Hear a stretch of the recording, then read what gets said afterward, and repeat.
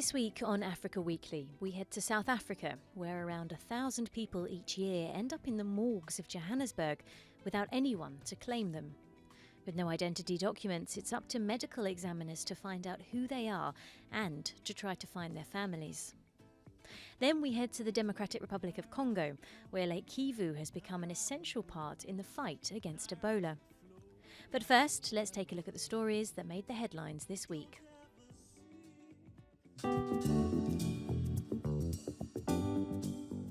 Several thousand people filed into Rufaro Stadium in the Zimbabwean capital Harare to file past former President Robert Mugabe's open casket. Mugabe died in Singapore last week, aged 95, leaving Zimbabweans divided over the legacy of a leader once lauded as a colonial-era liberation hero, but whose autocratic 37-year rule ended in a coup in 2017.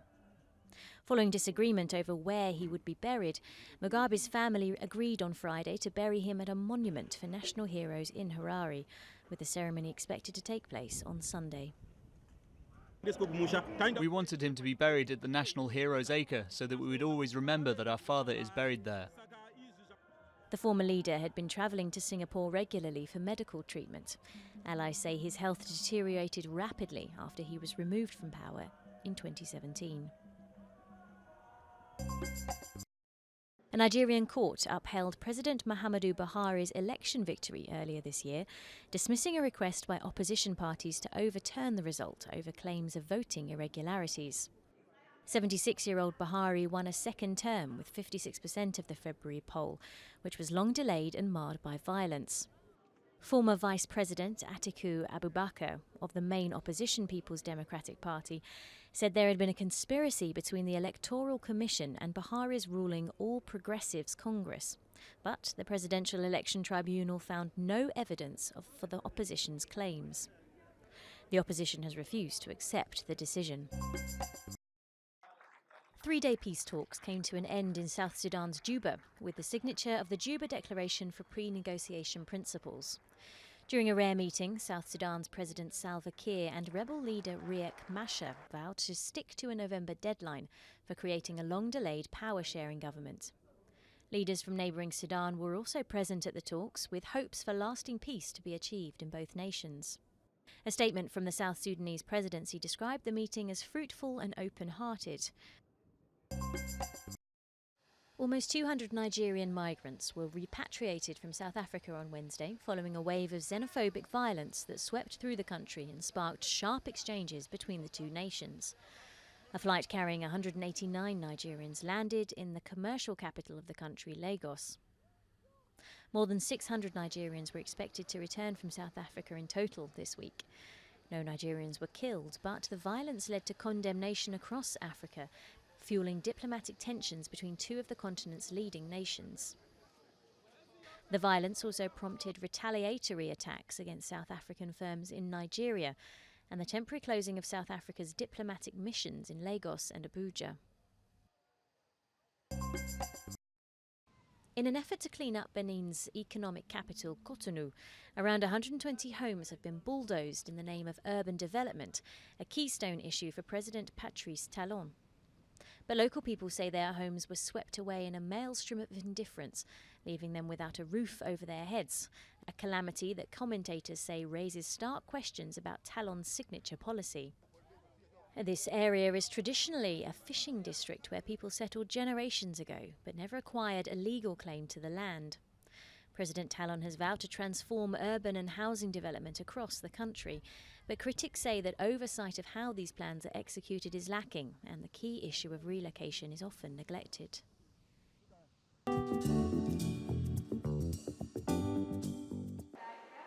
Johannesburg's anonymous dead. Around 1,000 people each year end up in the morgues of the most populated province of South Africa without anyone claiming them. They have no identity documents, so it's up to medical examiners to find out who they are and to try and find their families. Your primary forms of identification would be DNA, fingerprints, and dental records. And then you can resort to your secondary identifiers, which are general characteristics of the individual. So the color of their hair, the color of their eyes, their height, their weight. If the identification is unsuccessful, the body is kept in the morgue for a month in case a loved one comes to look for them. But if this doesn't happen, it's up to the state to bury the dead. Today, these workers are digging graves for 46 unidentified souls on the outskirts of Johannesburg. Many are undocumented immigrants. They will receive a pauper's funeral with no one present to mourn their passing.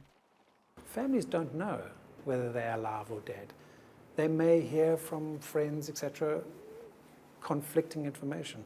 And so parents will struggle with this ambiguous loss of just never knowing whether they actually are dead. The Red Cross works with these communities to try and reunite migrants with the families they left behind. Sampinyan Dao is one of these cases. He lost all contact with his family not long after he arrived in South Africa 45 years ago. The Red Cross tracked him down and brought his sister and nephew from Zimbabwe to see him. We migrated together in 1974. I was 14 years old. Then, in 1976, I went back home, leaving Sampinya here. Since then, I didn't know whether Sampinya was alive or not.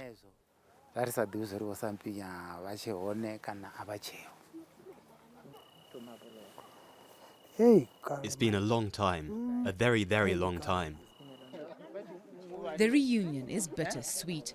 2 more of their family members remain missing. The hope is that they are not among the many filling up the anonymous graves of Johannesburg.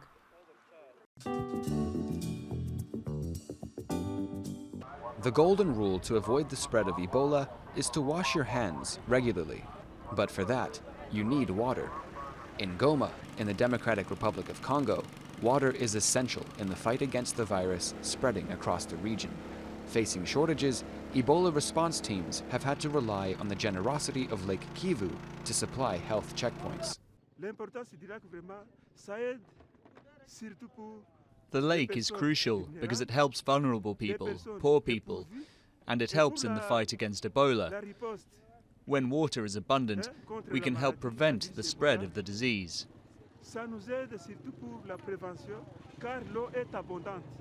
Finding water in Goma is difficult. The city's water distribution network is outdated and only supplies a few neighborhoods.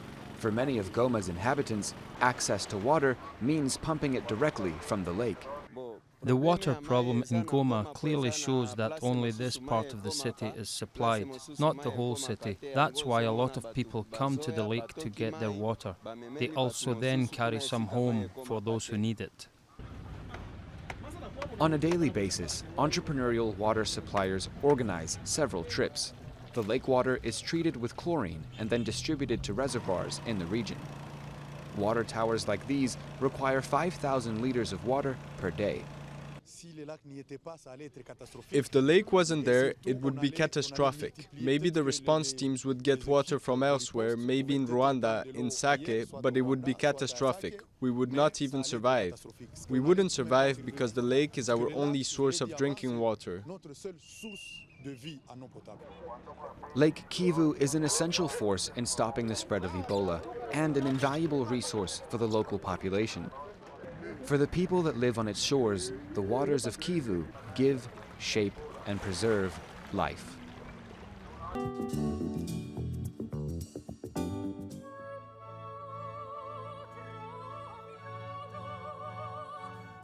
South African soprano Priti Yende made her debut as Violetta in La Traviata at Paris Opera Garnier.